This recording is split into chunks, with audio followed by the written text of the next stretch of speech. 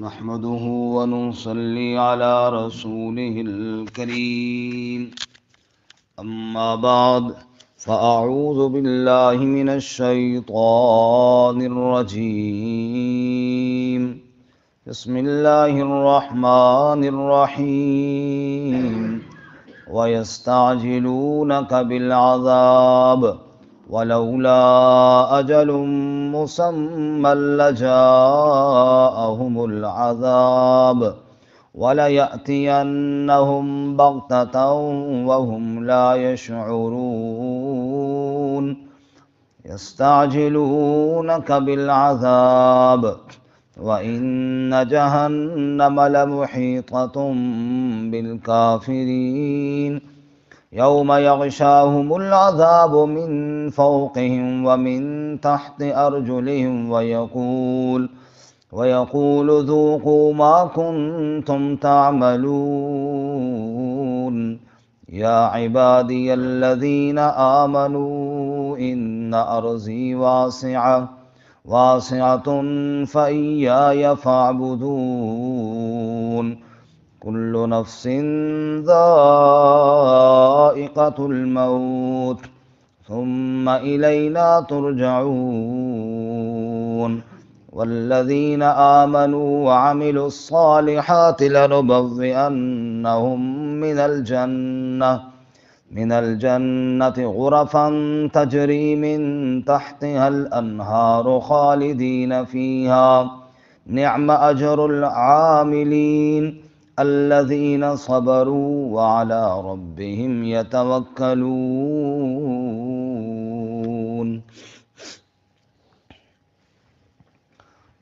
وَيَسْتَعْجِلُونَكَ بِالْعَذَابِ اور جلدی مانگتے ہیں آپ سے عذاب وَلَوْلَا أَجَلٌ مُّسَمًّى لَّجَاءَهُمُ الْعَذَابُ اور اگر وقت مقررہ نہ ہوتا تو یقیناً آ جاتا ان کے پاس عذاب وَلَيَأْتِيَنَّهُمْ بَغْتَةً وَهُمْ لَا يَشْعُرُونَ اور یقیناً آ جائے گا ان کے پاس اچانک اور وہ شعور بھی نہ رکھتے ہوں گے یستعجلونک بالعذاب جلدی مانگتے ہیں آپ سے عذاب کو وَإِنَّ جَهَنَّمَ لَمُحِيطَةٌ بِالْكَافِرِينَ اور بے شک جہنم گھیرنے والی ہے کافروں کو یوم یغشاہم العذاب من فوقہم جس دن ڈھانپ لے گا ان کو عذاب ان کے اوپر سے وَمِن تَحْتِ أَرْجُلِهِمْ اور ان کے پاؤں کے نیچے سے وَيَقُولُ ذُوقُوا مَا كُنتُمْ تَعْمَلُونَ اور فرمائے گا کہ چکھو جو تم عمل کرتے تھے یا عبادی الذین آمنوا اے میرے وہ بندو جو ایمان لائے ان ارضی واسعہ بے شک میری زمین وسیع ہے فَإِيَّايَ فَاعْبُدُونَ پس میری ہی عبادت کرو کل نفس ذائقۃ الموت ہر ذی روح چکھنے والا ہے موت کو ثم الینا ترجعون پھر ہماری طرف تم لوٹائے جاؤ گے والذین آمنوا وعملوا الصالحات اور وہ لوگ جو ایمان لائے اور نیک اعمال کیے لَنُبَوِّئَنَّهُم مِّنَ الْجَنَّةِ غُرَفًا ہم انہیں ٹھکانہ عطا فرمائیں گے جنت سے بالا خانے تجری من تحتها الانہار بہتی ہوں گی ان کے نیچے سے نہریں خالدین فیہا ہمیشہ رہنے والے ہوں گے ان میں نعم اجر العاملین بہت اچھا ہے اجر عمل کرنے والوں کا الذین صبروا وہ لوگ جنہوں نے صبر کیا وعلی ربہم یتوکلون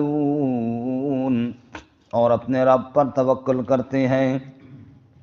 سبحان ربک رب العزت عما یصفون وسلام علی المرسلین والحمد للہ رب العالمین اللہم صل علی محمد وعلی آل محمد كما صليت على إبراهيم وعلى آل إبراهيم إنك حميد مجيد اللهم بارك على محمد وعلى آل محمد كما باركت على إبراهيم وعلى آل إبراهيم إنك حميد مجيد۔ معزز سامعین، سورۃ العنکبوت آیت نمبر 53 سے لے کر 59 تک تلاوت کی ہیں۔ اللہ رب العزت ان کے مطابق صحیح بیان کی توفیق عطا فرمائے اور ہمیں قرآن و سنت پر عمل کرنے کی توفیق عطا فرمائے۔ گزشتہ سبق میں صداقت قرآن اور صداقت صاحب قرآن حضرت محمد الرسول اللہ صلی اللہ علیہ وسلم کو بیان کیا گیا، اور پھر فرمایا کہ اللہ اس پر گواہ کافی ہے جو ساری کائنات کا جاننے والا ہے۔ آج کے سبق میں بھی منکرین کے انکار کا بیان ہے کہ وہ آپ صلی اللہ علیہ وسلم سے کہتے تھے کہ اگر آپ واقعی اللہ کے سچے نبی ہیں اور قرآن اللہ کی سچی کتاب ہے، ہم تو نہیں مان رہے، تو آپ عذاب لے آئے نا جس سے ہمیں ڈراتے ہیں۔ عذاب کب آئے گا؟ آیا کیوں نہیں ہے عذاب؟ اللہ رب العزت نے فرمایا یہ بار بار عذاب کا مطالبہ کرتے ہیں، حالانکہ عذاب کا ایک وقت مقرر ہے، اگر وہ نہ ہو تو ابھی آ جائے، اللہ کے لیے کوئی مشکل نہیں ہے، لیکن اللہ نے ایک وقت مقرر کیا ہے ہر کام کے لیے، اور جب وہ وقت آ گیا پھر انہیں احساس ہوگا کہ ہم کیا چیز اللہ سے مانگتے رہے، اور پھر جہنم کے عذاب میں ان کو دھونکا جائے گا، پھر اوپر نیچے آگ ہوگی، اور پھر ان کو پتہ چلے گا کہ جس عذاب کا مطالبہ کرتے تھے وہ کوئی مذاق نہیں تھا۔ بہرحال عذاب کا ایک وقت مقرر ہے، ہر چیز کا ایک وقت مقرر ہے، وہ اپنے وقت پر ہی ہوگی۔ مثال کے طور پہ پہلے جتنی قومیں تباہ و برباد ہوئیں، یوں تو نہیں ہوا کہ ایک دن انہوں نے کفر کیا اور دوسرے دن عذاب آ گیا، آخر ایک مدت تک وہ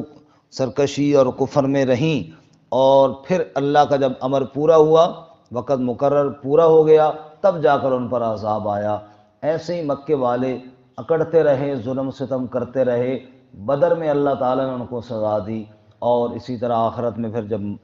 وقت آئے گا ہر ایک کا پورا ہوگا، اس کے بعد اللہ تعالیٰ سزا دیں گے۔ تو فرمایا عذاب کا مطالبہ مت کرو، عذاب کا ایک وقت مقرر ہے، اللہ کے عذاب سے پناہ مانگو، اللہ کے عذاب سے ڈرو، اور اللہ تعالیٰ سے عذاب مت مانگو، اللہ سے اس کی رحمت مانگو۔ فرمایا وَيَسْتَعْجِلُونَكَ بِالْعَذَابِ، اور وہ آپ سے جلدی مانگتے ہیں عذاب، کہتے ہیں عذاب جلدی کیوں نہیں لے آتے؟ وَلَوْلَا أَجَلٌ مُّسَمًّى، اور اگر وقت مقررہ نہ ہوتا تو لَجَاءَهُمُ الْعَذَابُ، تو ان کے پاس آ چکا ہوتا عذاب، لیکن وقت مقرر ہے، وقت سے پہلے عذاب نہیں آئے گا۔ جیسے موت ایک لمحہ بھی پہلے نہیں آتی، چاہے کوئی کتنا ہی نافرمان کیوں نہ ہو، وقت مقررہ پر اس کی موت آتی ہے، ایسے ہی عذاب بھی وقت مقررہ پر عذاب آئے گا۔ وَلَيَأْتِيَنَّهُمْ بَغْتَةً وَهُمْ لَا يَشْعُرُونَ، اور جب ان کے پاس آ جائے گا اچانک، انہیں شعور بھی نہ ہوگا، انہیں پتہ بھی نہ چلے گا۔ دنیا میں بھی ایسے ہوا کہ فتح مکہ کے موقع پر رسول اللہ صلی اللہ علیہ وسلم نے صحابہ کرام کو تیاری کا حکم دیا کہ مسلسل مشرکین تو وعدے توڑ رہے ہیں، تیاری کرو، اور مشرکین کو پتہ تب چلا جب بالکل مکے کے قریب آپ صلی اللہ علیہ وسلم لشکر لے کر آئے، اور آپ نے رات کو آگ جلانے کا حکم دیا، اور جب انہوں نے دیکھا کہ اتنے زیادہ ہزاروں کی تعداد میں آگ جل رہی ہے، تو اسی سے لشکر کی تعداد کا اندازہ ہوا، تو انہوں نے کہا محمد صلی اللہ علیہ وسلم تو بہت بڑا لشکر لے کر آئے، اور ایسا رعب ان پر طاری ہوا کہ مکہ مکرمہ فتح ہو گیا۔ اللہ فرماتے ہیں اچانک ان کے پاس اللہ کی پکڑ آئے گی، اور وہ سوچ بھی نہیں سکتے کہ ایسا ہو جائے گا۔ دوبارہ فرماتے ہیں یستعجلونک بالعذاب، آپ سے جلدی عذاب مانگتے ہیں۔ دو دفعہ فرمایا نا، پہلی دفعہ مفسرین فرماتے ہیں دنیا کے عذاب کا ذکر، اور دوسری دفعہ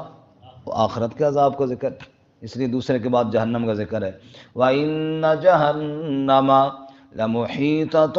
بالکافرین، اور بے شک جہنم تو کافروں کو گھیرنے والی ہے۔ اللہ ہماری حفاظت فرمائے۔ یوم یغشاہم العذاب من فوقہم، جہنم کا عذاب کیسا ہوگا؟ ڈھانپ لے گا ان کو عذاب اوپر سے، ومن تحت ارجلہم، اور ان کے پاؤں کے نیچے سے، اور اللہ فرمائے گا ذوقوا ما کنتم تعملون، اب چکھو نا جو تم عمل کیا کرتے تھے۔ دوسری جگہ اللہ فرماتے نا لہم من جہنم مہاد ومن فوقہم غواش، مہاد بچھونا، غواش اوپر رضائی،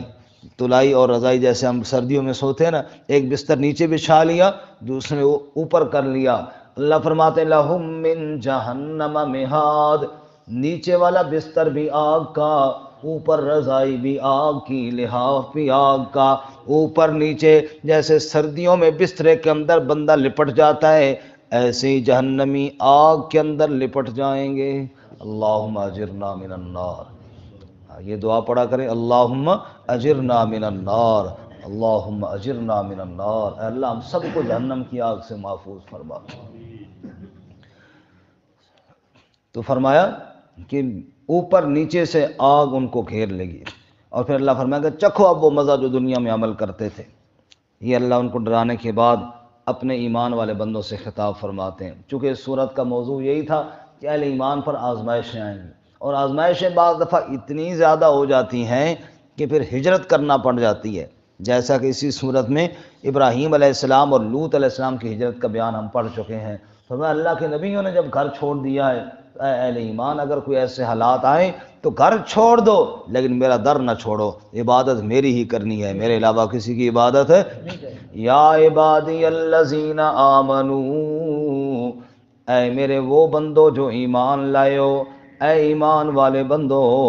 ان ارضی واسعہ، بے شک میری زمین وسیع ہے، فَإِيَّايَ فَاعْبُدُونِ، بس میری ہی عبادت کرو، زمین میری وسیع ہے، اگر یہاں نہیں صحیح تو کہیں اور صحیح، ادھر نہ تو کہیں اور صحیح، میرے بندو نکل جاؤ لیکن در میرا نہ چھوڑنا، عبادت کرنی ہے تو صرف کس کی کرنی ہے؟ اللہ کے علاوہ کسی کی عبادت نہیں کرنی۔ کل نفس ذائقۃ الموت، ہر زیرو موت کو بھی چکھنے والا ہے، موت نے تو بہرحال آنا ہے، جو یہاں رہ رہے ہیں ان پر بھی آئے گی، اور اگر آپ نے اپنا گھر چھوڑ کر کہیں ہجرت کر لی وہاں آ جائے گی، موت سے کسی کو چھٹکارا نہیں ہے۔ دنیا کی زندگی ایک دن ہو یا 100 سال گزر جاتی ہے، گدڑی کاندھے پر ہو یا شال گزر جاتی ہے، گر امیروں کی با اقبال گزر جاتی ہے، غریبوں کی بھی بہرحال گزر جاتی ہے۔ فرمایا زندگی دنیا کی تو گزر جائے گی، اس لیے میرا در نہ چھوڑنا، مجھے ناراض نہ کرنا، دنیا کی زندگی کے 4 دن کی لذتوں کے لیے مجھے خفا نہ کرنا، ہمیشہ ہمیشہ کی زندگی تمہیں عطا کروں گا، اور ایسی عیش والی عطا کروں گا کہ تم سوچ بھی نہیں سکتے۔ اس نے فرمایا زمین وسیع ہے، نکل جاؤ لیکن میری عبادت نہ چھوڑنا، موت نے بہرحال آنا ہے، ثم الینا ترجعون، پھر ہماری ہی جانب تم لوٹائے جاؤ گے۔ والذین آمنوا، اور وہ لوگ جو ایمان لائے، وعملوا الصالحات، اور پھر نیک اعمال کیے، لنبوئنہم من الجنت غرفا، ہم انہیں جنت میں ٹھکانے، جنت کے بالا خانے عطا فرمائیں گے۔ سبحان اللہ، جنت میں بالا خانے عطا فرمائیں گے، جنت کے محلات ان کو عطا فرمائیں گے۔ اگر دنیا میں تمہیں اپنی جھوپڑی تم نے میری رضا کی خاطر چھوڑ دی، اور اس کے بدلے میں تمہیں جنت کا بالا خانہ مل گیا تو اور کیا چاہیے۔ آسیہ رضی اللہ تعالیٰ پہ فرعون ظلم کر رہا تھا، اور وہ کہہ رہی تھی رب ابن لی عندک بیتا فی الجنہ، اے اللہ فرعون کے محل کی ضرورت نہیں، مجھے جنت میں مکان عطا فرما۔ اللہ فرماتے جنت کے بالا خانے کیسے ہوں گے؟ تجری من تحتها الانہار، ان کے نیچے نہریں بہتی ہیں، خالدین فیہا، ہمیشہ ان میں رہنے والے ہوں گے۔ قرآن کہتا ہے دوسرے مقام پر مثل الجنت التي وعد المتقون فيها انہار من ماء غیر آسن، پانی کی نہر جو پانی بد ذائقہ نہیں ہوگا، ہمیشہ ہی تازہ رہے گا۔ وَأَنْهَارٌ مِّن لَبَنٍ لَّمْ يَتَغَيَّرْ طَعْمُهُ، دودھ کی نہریں جس کا ذائقہ کبھی تبدیل نہیں ہوگا۔ وَأَنْهَارٌ مِّن خَمْرٍ لَّذَّةٍ لِّلشَّارِبِينَ، شراب کی نہریں جو پینے والوں کے لیے بڑا لذیذ ہوگا۔ وَأَنْهَارٌ مِّنْ عَسَلٍ مُّصَفًّى، صاف اور ستھرے شہد کی نہریں۔ یہ 4 قسم کی نہریں قرآن نے بتائی ہیں جو جنتیوں کے لیے بہائی جائیں گی۔ فرمایا تجری من تحتها الانہار، نیچے نہریں بہتی ہوں گی، اوپر تیرا محل ہوگا، نیچے شفاف پانی اور دودھ اور شہد کی نہریں بہ رہی ہوں گی۔ خالدین فیہا، دنیا میں پیسہ جوڑ کر پلاٹ لیا، پھر مکان بنایا، مکان تیار ہوا، اب رہنا نصیب نہ ہوا، موت آ گئی جناب۔ فرمایا خالدین فیہا، جنت میں پھر موت نہیں آئے گی، ہمیشہ ہمیشہ جنت میں رہنا ہوگا۔ نعم اجر العاملین، عمل والوں کا بدلہ بھی بڑا اچھا ہوگا، بے مثال بدلے میں اللہ عطا کروں گا۔ کس کو عطا کروں گا؟ الذین صبروا، جنہوں نے صبر کیا، صبر کا بدلہ جنت ہے۔ جنہوں نے صبر کیا، صبر کی 3 قسمیں ہیں، صبر علی الطاعات، صبر عن المعاصی، صبر علی المصائب۔ فرمایا نمبر 1، صبر کا معنی ہوتا ہے روکنا، اپنے آپ کو قابو میں رکھنا۔ صبر علی الطاعات، اللہ کی فرما برداری، اللہ کی اطاعت پر اپنے آپ کو پابند کر لے، اللہ کی اطاعت پر اپنے آپ کو صابر بنا لے، جو اللہ کا حکم ہے اس کو پورا کرنے والا بن جا۔ نمبر 2، صبر عن المعاصی، گناہوں سے اپنے آپ کو روک لے، اپنے آپ کو قابو کر لے۔ اور نمبر 3، صبر علی المصائب، اگر کوئی دکھ تکلیف آ جائے تو جزا فضا کرنے کی بجائے صبر کر۔ اللہ فرماتے ہیں الذین صبروا، جس نے صبر کا دامن نہ چھوڑا جنت میں نے اس کے نام کر دی ہے۔ سبحان اللہ۔ وعلی ربہم یتوکلون، ایک تو صبر کا دامن نہیں چھوڑنا، دوسرا بھروسہ کرنا ہے تو کس کی ذات پر؟ اللہ، توکل اللہ کی ذات پر، بھروسہ اللہ کی ذات پر، نفع نقصان کا مالک بھی اللہ، تیرے دل کا یقین اللہ کی ذات پر ہو اور تو شریعت کے اوپر عمل کرتے ہوئے صبر کا دامن نہ چھوڑے تو جنت تیری ہو گئی۔ اللہ تعالی ہم سب کو عمل کی توفیق عطا فرمائے۔ وآخر دعوانا ان الحمدللہ رب العالمین۔